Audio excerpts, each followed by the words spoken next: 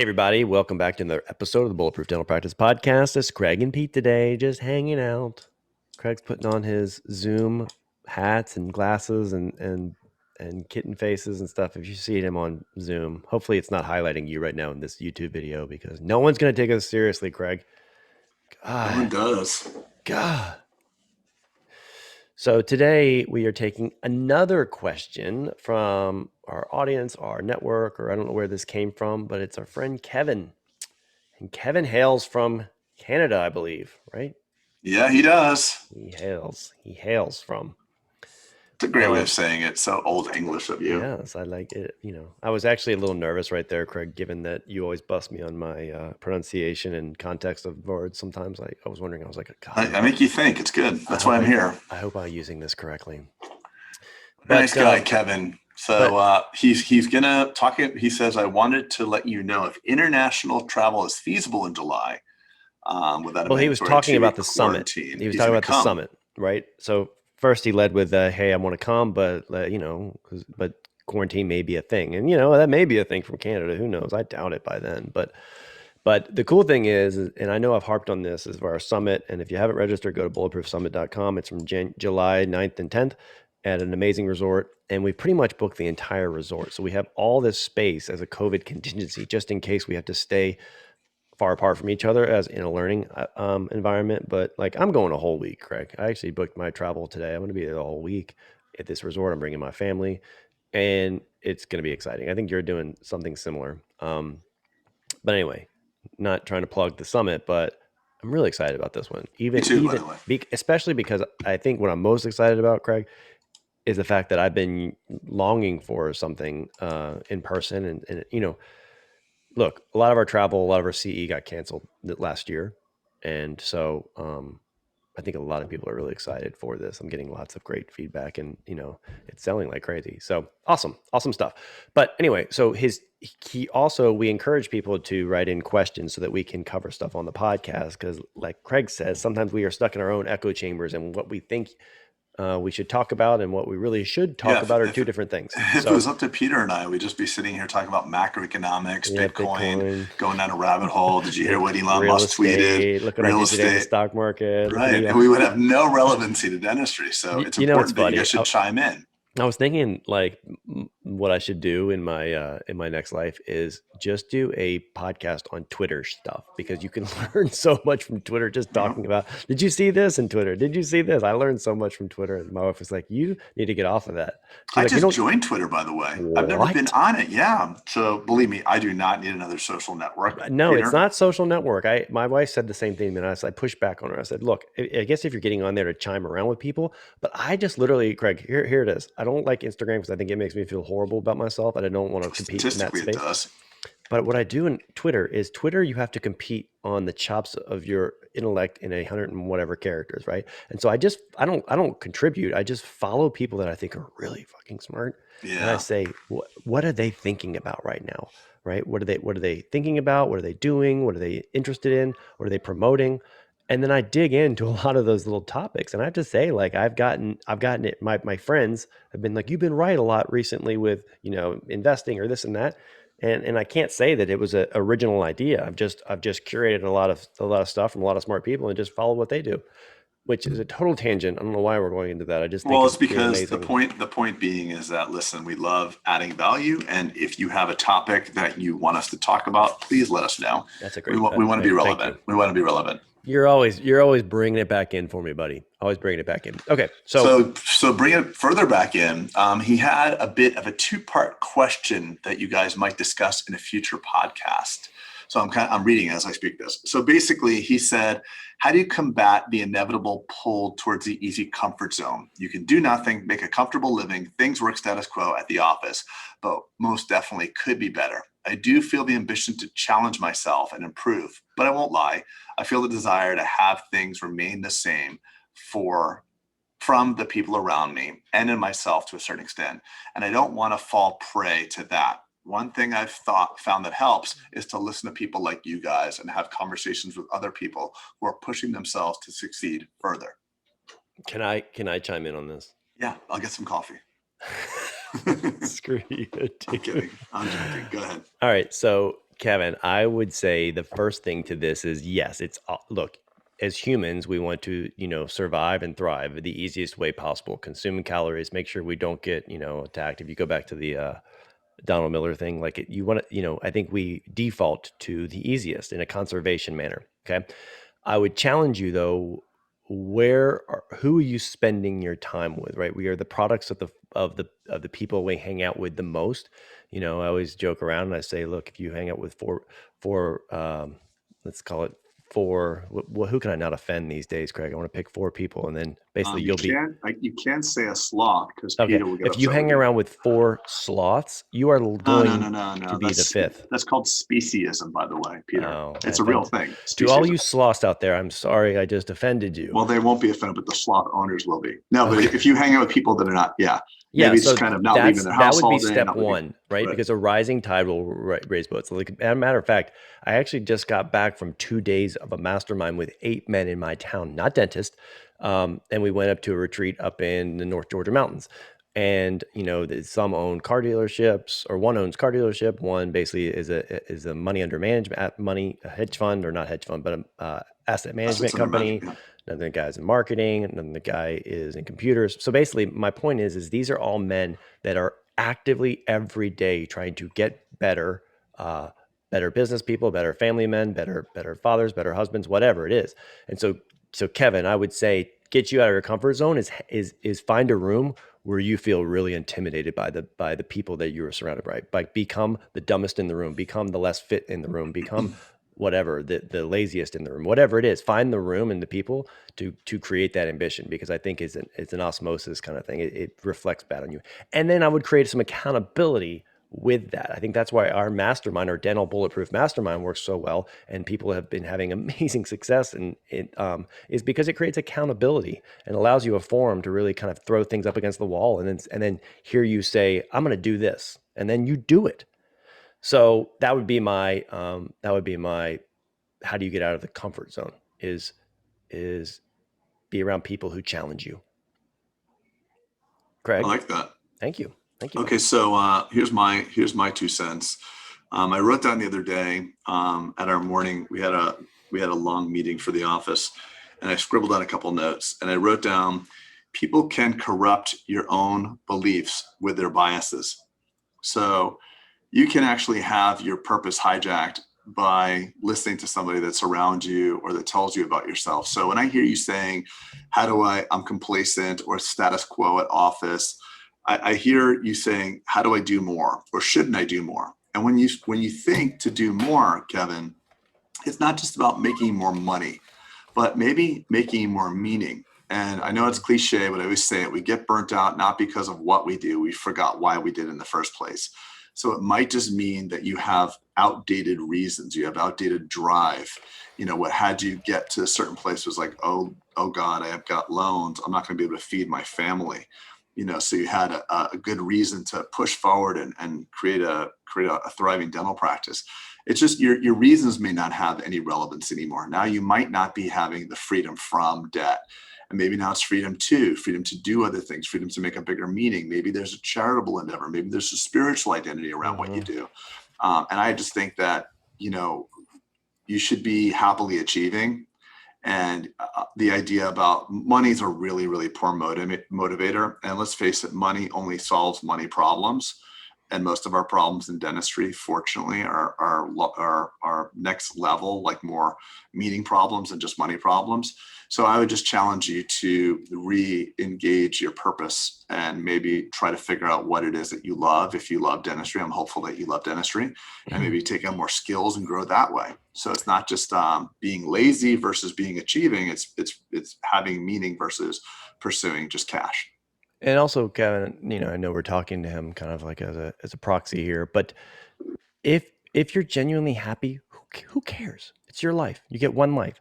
And so me, as I use that same line to myself, is, I use the one life thing a lot, Craig. You probably hear me say that a lot, right? You get not one life, you get one ticket. And I use the Gary V thing, which I know you don't like the Gary V references, but I have a big blank ticket on my wall at my office.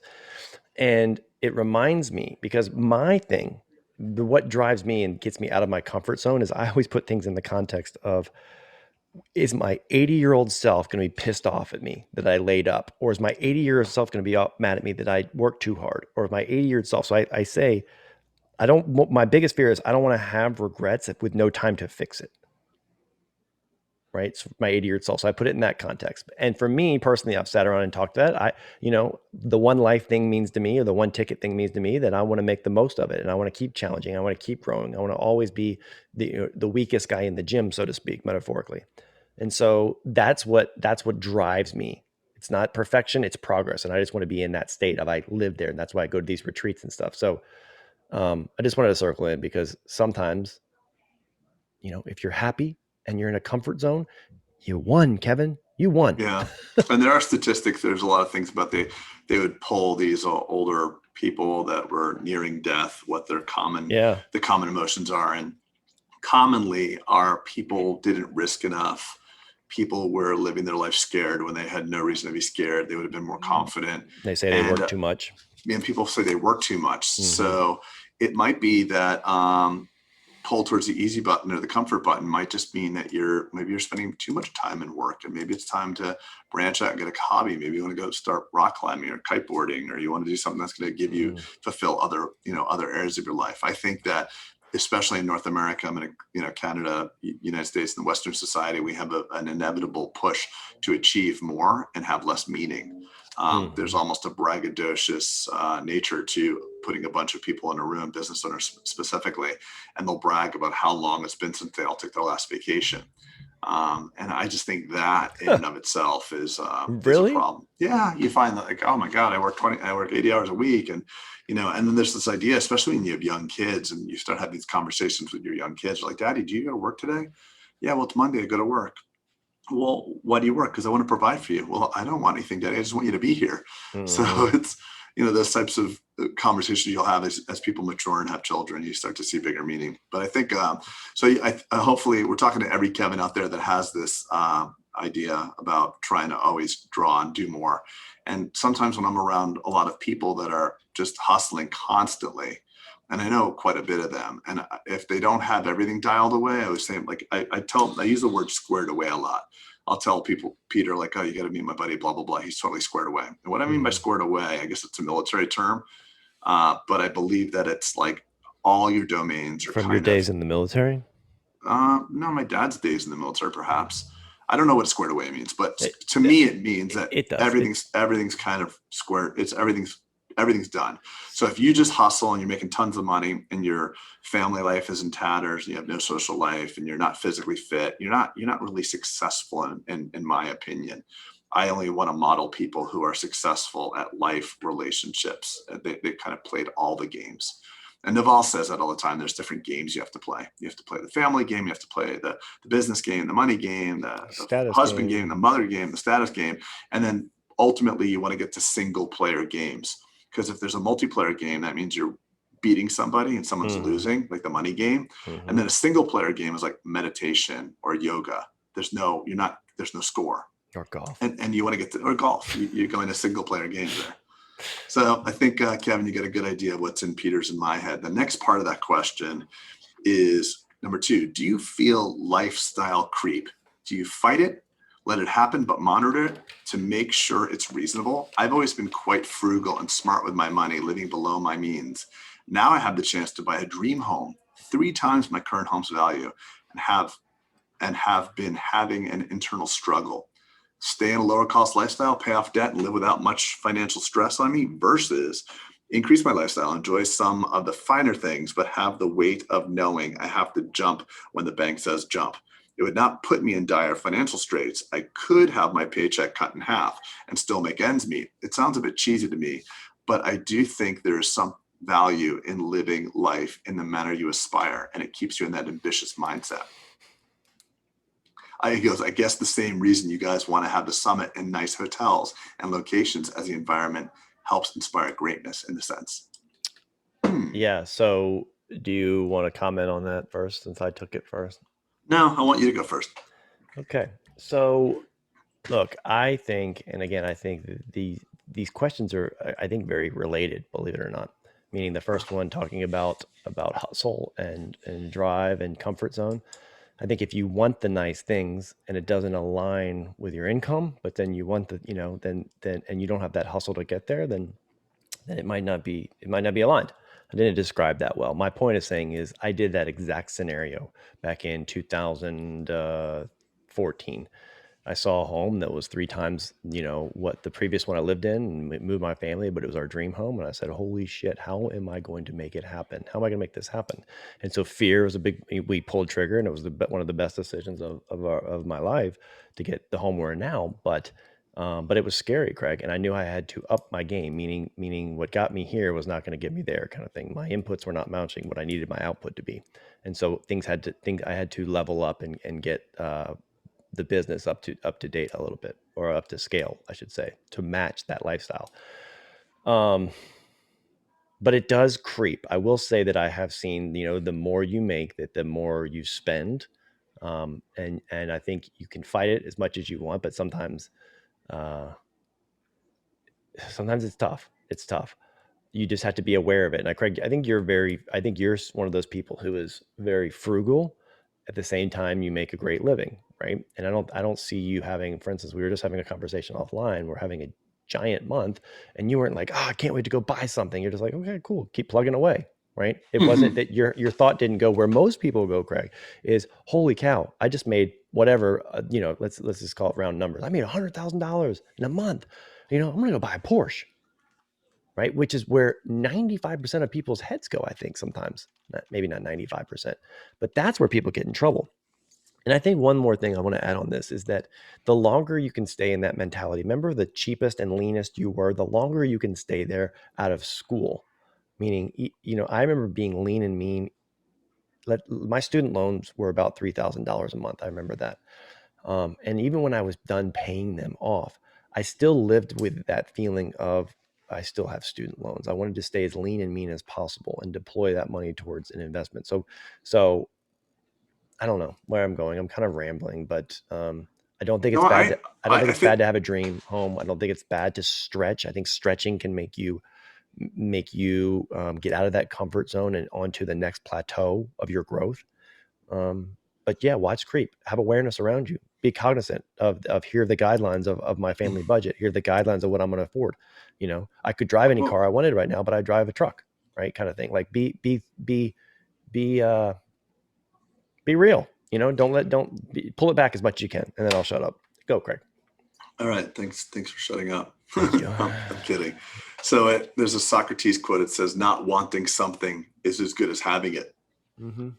So, like I said, there's freedom to and freedom not from. Not wanting something is as good as having it. Yeah, I disagree with that. I agree with that. So I look at, a brand new Rolex that a friend of mine has. He shows it to me, this gold shiny thing and whatever it is. And he says, look at how amazing this is. And there was a certain point in my life where I'm like, shit, I got to get that. I'm going to get that. I got to get it. I'm going to find out. I have a friend who's a jeweler. Okay, I have to. Can I put a deposit? Can I go to the Grand Cayman Island? Can I go to the Cayman Islands to get it ahead of time? Can I be the first person to have it? Mm-hmm. And now I look at that same exact watch and be like, geez, even if it was free, I mean, obviously I'd take it because it's an asset. But do I want to wear it? And it's a freedom when you've played the game. I'm nearing 50. So I remember, getting out of dental school and being a year in and buying myself a Benz and driving a 750 Li BMW, and I was like 29 years old, and having watches and things and all that stuff. And it's a hedonic treadmill. And what happens is you buy this thing that you've craved. It makes you feel no different. And then ultimately it's just a freaking watch, or it's just a freaking car. And if you do that a couple times, or maybe a dozen times, you start to realize I feel no better. So you see right through it. So not wanting something is as good as having it, because when you have desire, it's a contract for you to be unhappy until you have it. So if you have a desire for something, you are consciously entering or unconsciously entering into a contract to be unhappy and not having peace until you own it. So I love the idea that you want to buy a big house. And if you have good reasons for it, or not a big house, but a fancy house, if you envision having more people at your house, if you envision having more experiences at that house. I built a big house, and it was a big one over my budget.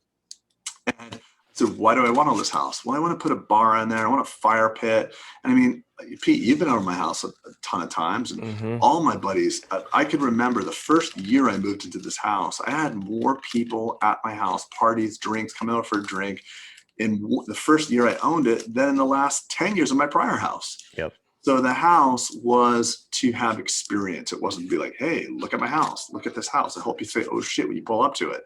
It was actually to have experience in it. So now the things that I crave are craving because I know the experience they'll provide. And people never regret spending for experiences.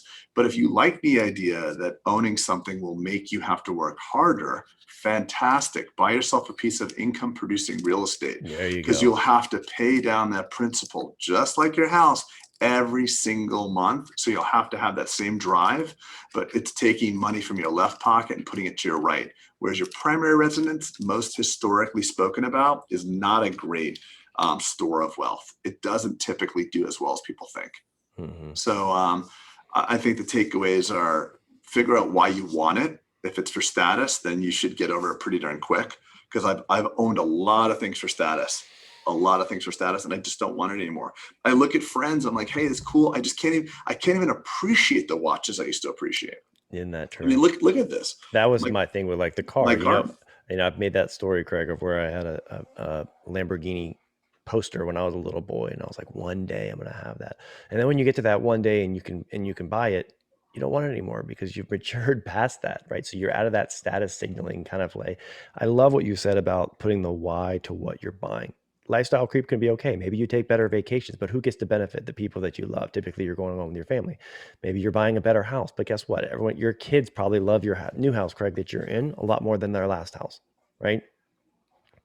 Well, I mean, if you do stuff with it, it's like we bought into our beach club. I bought a beach club membership during COVID. There was a huge wait list for my beach club, and it was really expensive. And I was like really debating whether or not to use it. And the first week, my wife, they cleared out the waiting list during COVID because there was no more members. So I was like, this is a rare opportunity. I'm going to jump in. It was a big investment. And my wife, the first week, is like, thank you so much for this, because literally in Florida, it's always warm and sunny. And you got to get out of the house, but it's hard with kids to go to the beach and they're sandy and you got to go home in your car. And having this beach club is all my friends are there. There's tons of friends that are there. It's really informal. Wait, you say chill. All your friends are there? Well, a lot of my friends are there. You're not there, but a lot of my friends are there. But you can just go there and hang out. And the experience it provides is it has so much value versus a thing. The thing doesn't do anything for me. The watch, the car. I also think that everything you owns a piece of you. So if you have that Lamborghini or that freaking crazy watch, you're going to bang the car, you're going to bang the watch against something and like, it's going to upset you. Oh, I can't take my Lamborghini because I have to valet park it. I don't worry about any of my crap. I drive a truck too. I mean, it's dented and it's a truck. But there's utility in the truck. The truck can take my ATV to my land lease that I have, or I have a little trailer. The trailer was something I bought, and I can take the kids, and we can go camping in it. So it's all about what gives experience and more depth to my life. If it adds no value but status signaling, that does nothing for me, and I actually get repulsed by it. So I don't like that stuff. There's a funny, and then we'll kind of wrap it. But the safest place for a ship is in harbor. Right.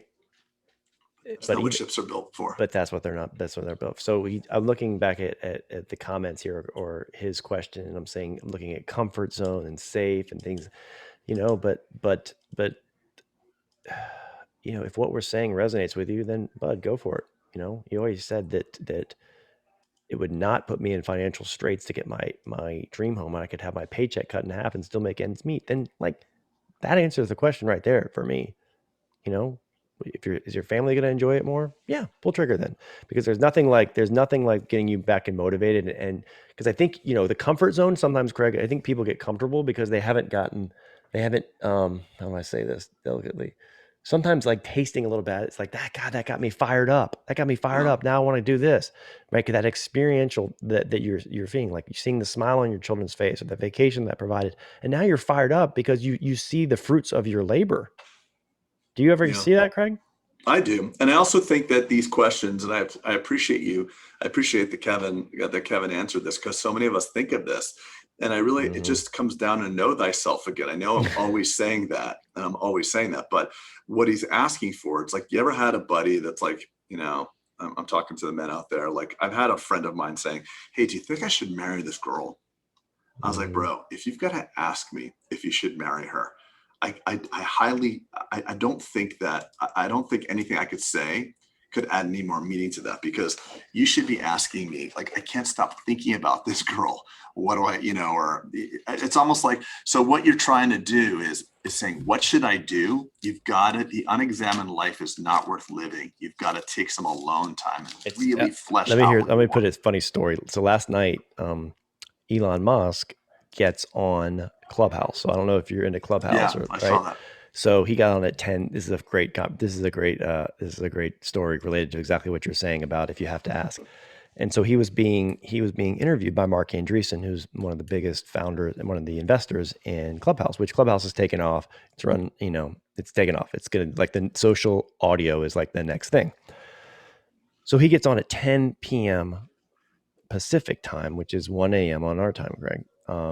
Obviously doing the math. Yeah, you're welcome, buddy. Doing the math for you real quick. Appreciate and that. And he announced it on his Twitter saying Twitter again. Now Twitter that he was getting on, and everyone was kind of like, "Oh shit, he's gonna break Clubhouse." Just because everyone didn't he? He temporarily. Luckily it's hosted on AWS, so you have a hard time breaking shit when it's on Amazon's servers. But one of the questions he got asked was, "Hey, Elon, how do you motivate someone when they're getting ready, doing a startup?" And he paused and he said, "If you need motivation to do a startup, don't do it." Right. Exactly. It's exactly right. If you need to find reasons to buy the house, don't do it. Don't do it. It was fascinating. Don't do it. By the way, he did give confirmation that he said, "Man, he actually said last night, I should have bought Bitcoin." You heard that? 8 years ago. He's like, ultimately, he's been such a vocal. No, he's been non-vocal about it. No, I'm just saying he's been a vocal voice against Bitcoin. I don't believe. Right. He said, "I don't believe in it." Yep. I don't believe in it. He and Mark Cuban, who I think is just a clown, by the way. I don't like him at all, but he was one of those, like, the rat poison, blah, blah, blah. And now even he has capitulated into yeah, I guess you're right. I guess it could be the world's currency. Like, what? What did you just say? Yeah, like, you can't just go all the way polar against one thing. Like, maybe, I don't know. You can't say that bananas. He literally has a quote saying bananas are worth more. Now he's like, yeah, it could be the world currency. Oh, you never know. He's such an egomaniac that he can't be wrong. So anyway, so the Elon thing was funny, is that if you have to ask, like, just like your marriage question, when someone asks, it's the same thing about your house. Yeah. You got to figure out what you're going to do in that thing and how you're going to live in that thing. But I think that just know yourself, know thyself, spend some time, think it out, think about what you want to do, and appreciate the questions, because a lot of us think those things, and I think of those things. And I just want to reiterate, people can corrupt your own beliefs with their biases. I have loved certain things about my life and had good friends tell me that they don't like them, and I've forgotten that I love them. I have to remind myself. So you're the easiest person to fool. I know I'm sounding like a broken record, but it's so true. As human beings, we don't understand ourselves. There's these psychological phenomena of misattributional theory that we just don't get. It's funny that you say that, Greg. One of the themes that was going around the men, I talked about this men's group that I was with at retreat, because it's front on my mind right now, and like, we all agreed that you really don't know who the hell you are until you're like 40 years old. And then, by the way, you evolve and change too. Yeah, you evolve and change, but it's a little bit more peace and a little bit more like, okay, I think I know, and like, you just don't get your know thyself swagger until you get enough scars or successes or beat-ups or whatever. And look at how people get divorced and then go dating other people, and then like, oh, I know what my problem is. My problem is I'm a dentist. My problem is I'm married to that guy or married to this girl. And then you wind up changing everything. 3 to 5 years later, you're like, oh shit, it's me again. Yep. Run back to the common denominator in all these failed problems is this guy. Yeah, exactly. Oh, wow. How do I have the same problems with different ventures, different partners, different people? You're like, oh shit, it's me. Yeah. And then you do the work, and then you go back to your spouse, and they're already gone, and you're like, oh shit. And then you wind up doing the work with the new one. So it is important to know yourself. Great. And take inventory. But thanks for the questions. Yep. Any closing thoughts, Greg? Any reminders? Anything else? I know we've kind of wrapped that. Anything else you want to talk about as we wrap this amazing episode? Thanks for listening, and guys like Peter and I have each other to bounce ideas back and forth. And my hope is that everybody gets value to what we say, and give yourself a little grace in that. You're never fully done with life until your time runs out, and you're always going to be growing and evolving. And the fact that you wanted something, you've gotten on one road to go there. It's okay to jump off that road, turn around, and go the other way. There's nothing in life that says just because you start it, you have to finish it. Life is meant to be change and discovery, and you don't have to honor your word or belief with the contract that was made from an old you. So just because you started it and you told the world you're going to do it, pivot. Who cares? Everybody pivots. Yep. And I will remind everyone, if you haven't joined us online into our free network right now, it's bulletproof.dental. You can join. You can have these discussions. We're having some of these talks, like Craig and I even discussed, with just a small network right now. So we just launched this, and we wanted to create a community for dentists by dentists, and where we can all lean in and learn from each other and be vulnerable to change, because that's when real growth happens. The second you put your ego aside and say, yeah, I'm kind of weak there. That's my Achilles heel, or whatever you may learn by proxy from people, even just by reading some of these comments. So we're inviting you to join. Lots of people we're getting lots of members every day, and it's pretty cool. It's pretty cool to see this going on. Also, if you've got July free, come to the summit. And if you can't come to the summit, we actually launched a digital course and we haven't put much fanfare around that and much promotion, because it's hard to promote yourself, promote thyself, Craig. It's not hard for me. It's hard to promote thyself. Is easy. But we did it, and so that is actually available for purchase. You can buy our Bulletproof course. I think it's about 8 hours worth of content with some downloadable stuff. And we like it. We're pretty proud of it. We did 2 days in studio. So that's now available, and that's in the, all you have to do is go to bulletproof.dental, and it's actually inside. You can see where it says courses on the sidebar channel, and you can purchase it right there inside that stuff. So that's it, buddy. That's all for today. And take care. Take care, everybody. Thank you. Thanks, Peter. All right, buddy.